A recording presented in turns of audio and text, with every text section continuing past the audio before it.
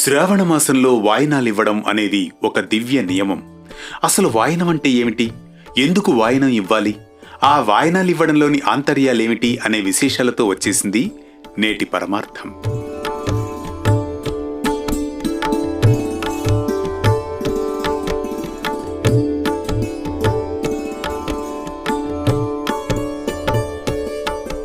శ్రావణ మాసం ప్రారంభమవుతూనే ప్రతి ఇంట్లో పూజలు వ్రతాలతో ఆధ్యాత్మిక వాతావరణం కనిపిస్తుంది.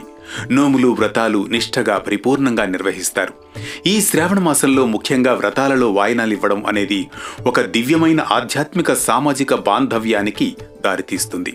మన సనాతన హైందవ సంస్కృతి సంప్రదాయం సాటి మానవుల్లోనే దైవాన్ని చూసే ఒక గొప్ప లక్షణాన్ని చాటి చెబుతుంది. పూజలు వ్రతాల సమయంలో సంప్రదాయం పేరుతో పాటించే నియమాలు నడవడికలే వాటికి ఉదాహరణ. ఆ నియమంలోని ఒకానొక అంశమే వాయినాలివ్వడం. సాటి మహిళను లక్ష్మీదేవి స్వరూపంగా భావించి గౌరవభావంతో వాయినాలివ్వడం అనేది ముఖ్యంగా వరలక్ష్మి వ్రతం నోముల సమయాలలో ఆచారంగా పాటిస్తారు. శ్రావణ మాసంలో వచ్చే 4 శుక్రవారాల్లో ఏ రోజైనా వరలక్ష్మీదేవిని కొలుచుకోవచ్చు. మరి వ్రతం సందర్భంగా వాయినం ఇచ్చేటప్పుడు పాటించాల్సిన పద్ధతుల గురించి తెలుసుకుందాం.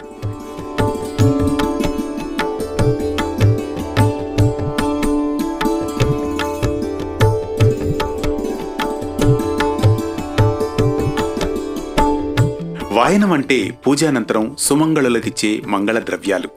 నూతన వస్త్రాలైన చీర కాని, రవిక కాని, పసుపు, కుంకుమ, గాజులు, 5 తమలపాకులు, 2 వక్కలు, పువ్వులు, 2 పళ్ళు, శనగలు, చలిమిడి కాని, శక్తి కొలది దక్షిణ వాయనంలో తప్పనిసరిగా ఉండాలి.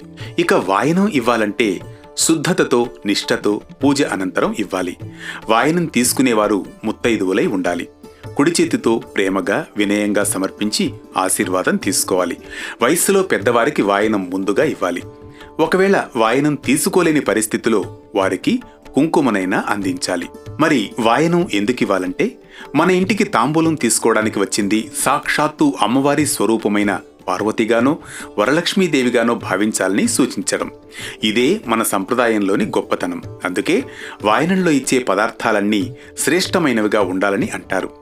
ఇంటికి వచ్చిన ముత్తైదువులను సంతోషపరిస్తే సాక్షాత్తు అమ్మవారే సంతసిస్తారని ఇందులోని ఆంతర్యం.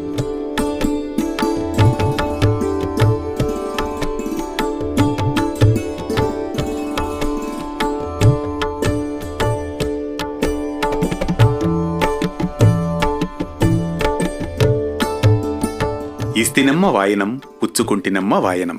వ్రతాలు నోముల్లో వాయనం ఇచ్చేటప్పుడు వాయనం ఇస్తున్నవారు ఇస్తినమ్మ వాయనం అంటే, వాయనం పుచ్చుకున్నవారు పుచ్చుకుంటినమ్మ వాయనం అంటారు. నా వాయనం స్వీకరించేది ఎవరు అని ఇచ్చేవారు ప్రశ్నిస్తే నేనే మంగళగౌరీ పార్వతీదేవి అని వాయనం పుచ్చుకున్నవారు అంటారు. వాయనంలో ఈ పొరపాట్లు మాత్రం ఎప్పుడూ చేయకూడదు. వాయనంలో ఇచ్చే పళ్ళు కుళ్ళిపోయినవి, పాడైపోయినవి పెట్టకూడదు. అలాగే పాడైన వక్కలు, వాడిపోయిన తమలపాకులు, పువ్వులు ఉంచకూడదు. ఇలా వాయనంలో ఇచ్చే ప్రతి ద్రవ్యం మేలైనదిగా ఉంటేనే వ్రతఫలం దక్కుతుంది. పొరపాటున వాయనంలో నాసిరకం వస్తువులు ఇస్తే ప్రతికూల ఫలితాలు ఉంటాయని శాస్త్రం చెబుతోంది. వాయనం తీసుకునే ముత్తైదువులను గౌరవంగా చూసుకోవాలి. వాయనం ఇచ్చేటప్పుడు వారి పట్ల అగౌరవం చూపడం లేదా అనాదరణ చేయడం చేయకూడదు.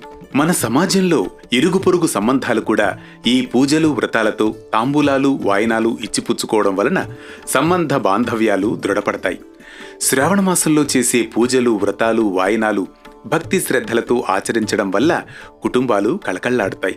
కాగా నియమానుసారం చేసే వ్రతాచరణ అమ్మవారి అనుగ్రహానికి పాత్రులయ్యేలా చేస్తుంది.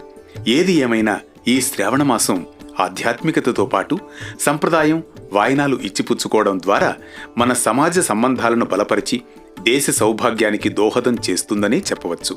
ధర్మం భక్తి జీవన మార్గదర్శనంతో సాగే వేటు న్యూస్ పరమార్థ ప్రవాహంలో రేపటి మరో దివ్య దీప్తి దర్శనం వరకు ఓ చిరు విరామం.